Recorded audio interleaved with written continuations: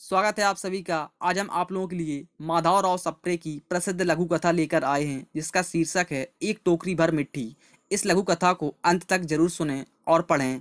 धन्यवाद। तो चलिए लघु कथा को शुरू करते हैं। किसी श्रीमान जमींदार के महल के पास एक गरीब अनाथ विधवा की झोपड़ी थी। जमींदार साहब को अपने महल का हाथा उस झोपड़ी तक बढ़ाने की इच्छा हुई। विधवा ने बहुत तेरा कहा कि अपनी झोपड़ी हटा लें, पर वह तो कई जमाने से वहीं बसी थी। उसका प्रिय पति और इकलौता पुत्र भी उसी झोपड़ी में मर गया था। पतोहू भी एक 5 बरस की कन्या को छोड़कर चल बसी थी। अब यह उसकी पोती इस वृंदाकाल में एकमात्र आधार थी। जब कभी उसे अपनी पूर्व स्थिति की याद आ जाती तो मारे दुख के फूट फूट कर रोने लगती थी।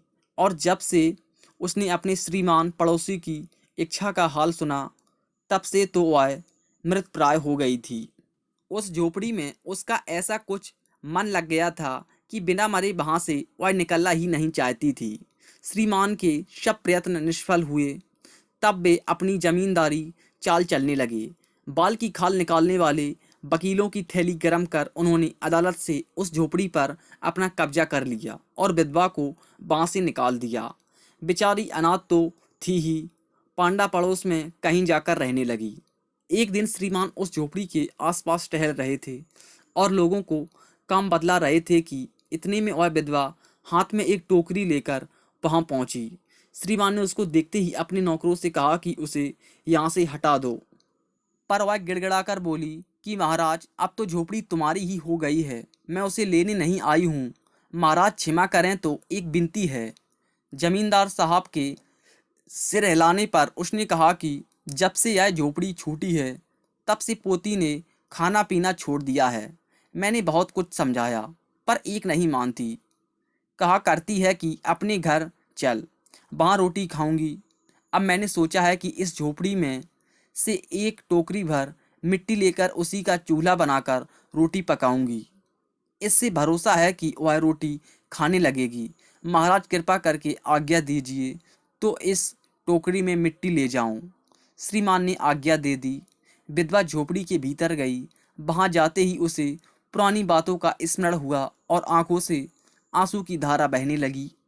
अपने आंतरिक दुख को किसी तरह संभाल कर उसने अपनी टोकरी मिट्टी से भर ली और हाथ से उठाकर बाहर ले आई। फिर हाथ जोड़कर श्रीमान से प्रार्थना करने लगी कि महाराज कृपा करके इस टोकरी को जरा हाथ लगाए, जिससे कि मैं उसे अपने सिर पर धर लूं। जमींदार साहब पहले तो बहुत नाराज हुए, पर जब वह बार बार हाथ जोड़ने लगी और पैरों पर गिरने लगी तो उनके मन में भी कुछ दया आ गई। किसी नौकर से ना कहकर आप ही स्वयं टोकरी उठाने को आगे बढ़ें। ज्यों ही टोकरी को हाथ लगाकर ऊपर उठाने लगे, त्यों ही देखा कि यह काम उनकी शक्ति से बाहर है। फिर तो उन्होंने अपनी सब ताकत लगाकर टोकरी को उठाना चाहा, पर जिस स्थान में टोकरी रखी थी वहां से वह एक हाथ भर भी ऊंची ना हुई। तब लज्जित होकर कहने लगे कि नहीं, यह टोकरी हमसे ना उठाई जाएगी। यह सुनकर विधवा ने कहा, महाराज नाराज ना हों, आपसे तो एक टोकरी भर मिट्टी उठाई नहीं जाती, और इस झोपड़ी में तो हजारों टोकरियां मिट्टी पड़ी है। उसका भार आप जन्म भर क्यों कर उठा सकेंगे? आप ही इस बात का विचार कीजिए।